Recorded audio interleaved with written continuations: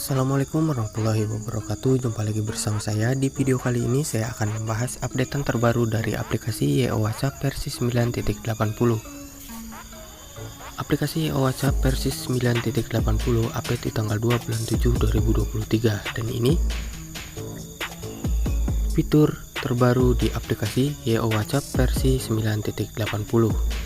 Dan di updatean kali ini ada beberapa perbaikan untuk aplikasi YO WhatsApp versi 9.80.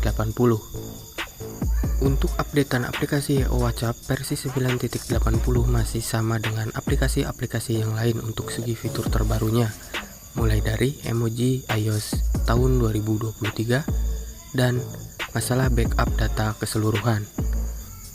Jika teman-teman masih mengalami kendala di aplikasi YO WhatsApp versi 9.80, tulis saja di kolom komentar biar kami yang menyampaikan ke pihak developer.